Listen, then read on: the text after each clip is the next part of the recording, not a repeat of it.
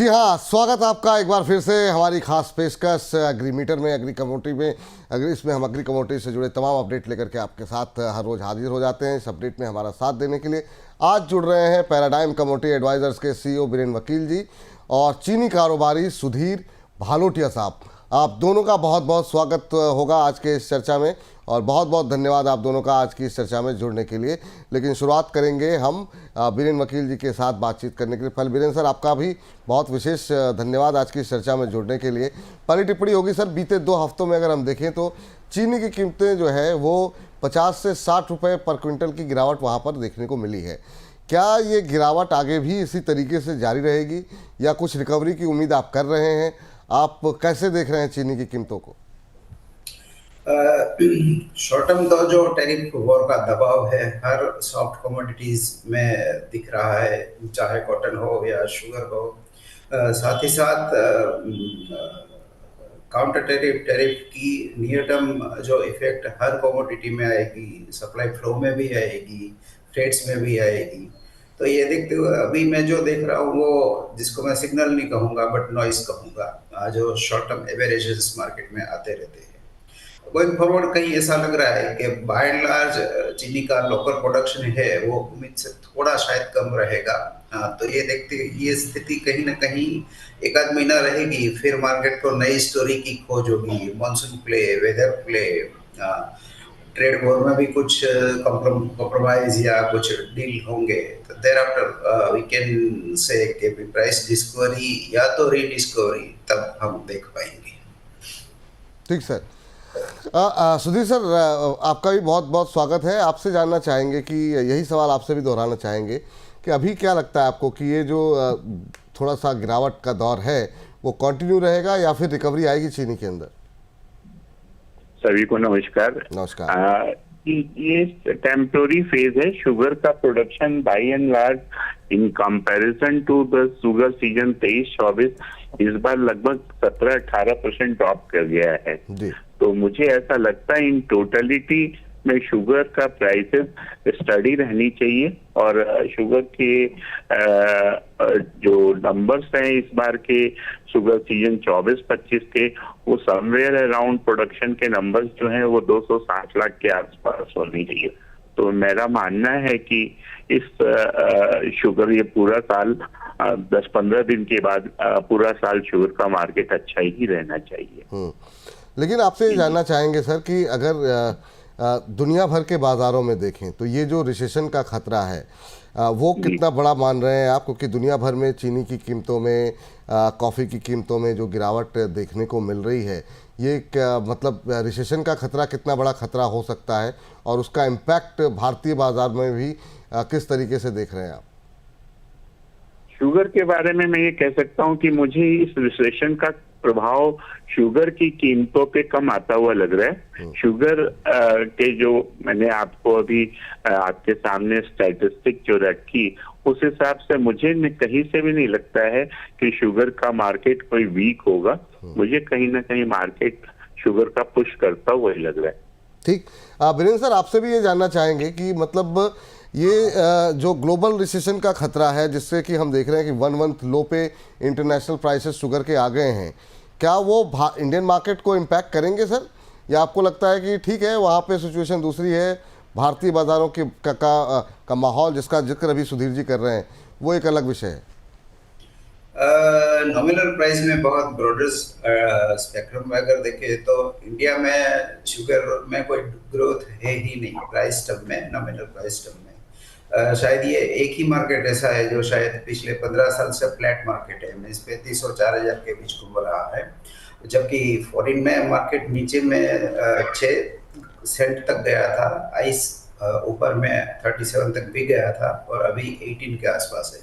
तो हम डिस्कनेक्टेड है ग्लोबल से। बट फिलहाल जो भी वो रहेगा वो अपना इथेनॉल मैंडेट और इसमें क्या प्लेबुक रहती है, जैसे अमेरिका में तो ट्रम्प साहब आने के बाद बायोफ्यूल मैंडेट थोड़ा कमज़ोर हो गया है और वहाँ क्या आगे रहता है। फिर इंडोनेशिया में BL40 में भी वो टारगेट फुलफिलमेंट नहीं हुआ है। तो ऐसा लग रहा है कि ये पूरी की पूरी प्लेबुक सप्लाई डिमांड से हटके मेज,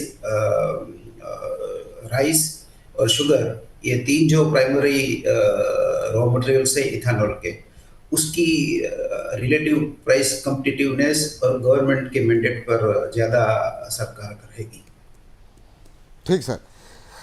सर आप दोनों से एक सवाल पूछना चाहेंगे और पहले जो है सुधीर जी आपके पास आएंगे कि अभी जो शुगर सीजन जो इस्मा की तरफ से आंकड़े जारी हुए हैं उसमें शुगर सीजन 2024-25 में कहा गया है कि उत्पादन 264 लाख टन और सीजन के अंत तक क्लोजिंग स्टॉक 54 लाख टन रहने का अनुमान लगाया गया है। ऐसे में अगले सीजन में गन्ने की बुआई किस तरीके से आप देख रहे हैं और चीनी उत्पादन को लेकर के अभी आपका व्यू क्या है? शुगर जो इस्मा ने आंकड़े जारी किए हैं उसमें कोई बहुत ज्यादा अंतर तो नहीं है, लेकिन मुझे लगता है कि ये समवेयर अराउंड 260-62 लाख टन के आसपास शुगर का प्रोडक्शन नंबर रहने चाहिए सीजन 2024-25 का। और जो अगले साल की क्रॉप है वो इस समय it is too early to say anything, but ऐसा मानना है कि अगले साल की क्रॉप अच्छी रहनी चाहिए और प्रोडक्शन के नंबर इस साल से लगभग 15-20% तो निश्चित रूप से आगे सुधार होना चाहिए। सर आपका व्यू क्या है वीरेंद्र सर, उत्पादन को लेकर के, बुआई को लेकर के अगले सीजन से क्या एक्सपेक्टेशन आपकी है इस्मा के अगर हम बात करें तो? मैं कोई इंडिविजुअल कमेंट नहीं करूंगा, बट जहां तक वेदर का सवाल है तो ये विंटर रेंज इस बार बेहद कम हुई है। The weather is not so favourable, not so kind to the sugar और विंटर क्रॉप्स। दूसरी बात ये है कि अगली सीजन में मानसून कैसा रहता है, क्लाइमेट जिससे अभी काफ़ी हॉट चल रहा है और नॉर्थ इंडिया में रेड रोड डिजीज जो कि काफी चिंता का विषय है गन्ना उत्पादक जी। कुछ नेटवर्क की दिक्कत आ रही है, एक बार स्थिति स्पष्ट हो जाए तो मैं चाहूँगा वीरेंद्र सर अपनी बात कंप्लीट कर ले, लेकिन इस बीच सुधीर सर बहुत बहुत थैंक यू, बहुत बहुत शुक्रिया आपको आज की इस चर्चा में जुड़ने के लिए। चलते चलते चीनी को लेकर के कोई फाइनल कमेंट आपकी तरफ से सर?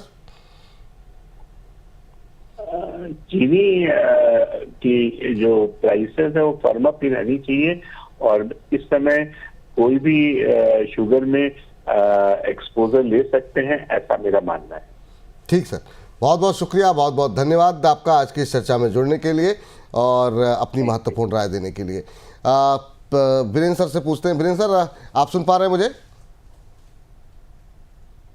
वीरेंद्र सर आवाज़ मिल रही है आपको? वीरेंद्र सर आपको आवाज़ मिल रही है? चलिए, लगता है वीरेंद्र सर से संपर्क हमारा टूट गया है, लेकिन इस बीच जो है बात कर लेते हैं मक्के को लेकर के थोड़ी सी। बिहार में आपको बता दें कि मक्के की आवक अब शुरू हो चुकी है और बीते एक महीने की बात करें तो गुलाब बाग मंडी में मक्के की कीमतों में करीब 100 रुपये पर क्विंटल की गिरावट आ चुकी है। आपको बता दें 7 अप्रैल को भाव घट करके 2300 रुपये पर क्विंटल तक दर्ज किया गया है। तो इस बीच हमारे साथ वीरेंद्र सर जुड़ चुके हैं।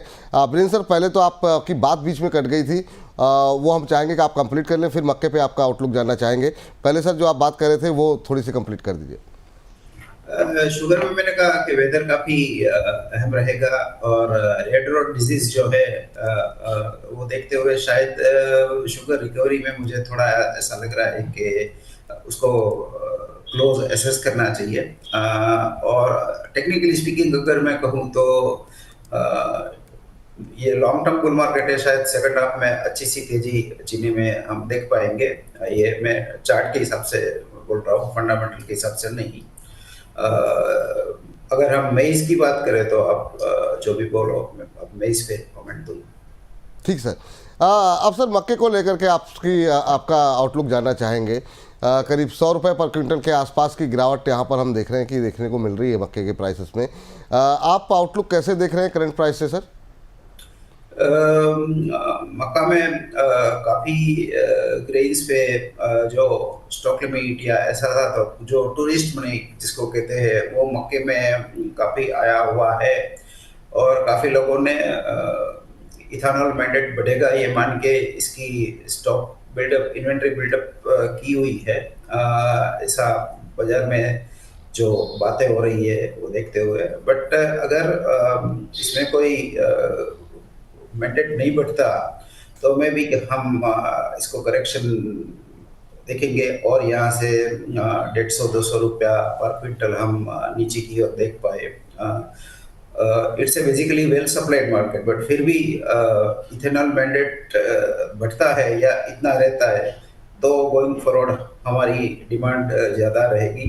और दूसरी चीज़ एक खास ये है कि अगर चीनी में रिकवरी कम है और आगे मानसून में कहीं 19-20 होता है तो राइस और शुगर, ये जो इथेनॉल के जो सोर्सिंग मटेरियल है उन पे शायद कोई रिस्ट्रिक्शन आ सकेगा, तो फिर मेज एक ही ऐसा इंग्रेडिएंट रहेगा जो इथेनॉल में जाए।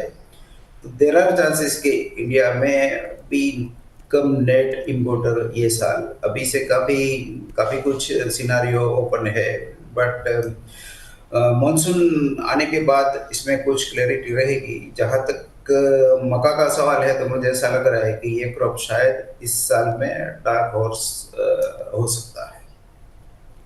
ठीक। सर, अब चलते चलते आपसे जानना चाहेंगे कि यहाँ पर अभी अगर हम एग्री कमोडिटीज़ में कोई ट्रेडिंग कॉल इनिशिएट करना चाहें, कोई ट्रेड इनिशिएट करना चाहें, तो आपकी टॉप एग्री कॉल्स कौन सी होगी? फिलहाल मैं कॉटन केक मई कॉन्ट्रैक्ट में बाइंग प्रेफर करूँगा, बाय ऑन डिप्स। यहाँ थोड़ी शॉर्टेज की सिनेरियो डेवलप हो रही है।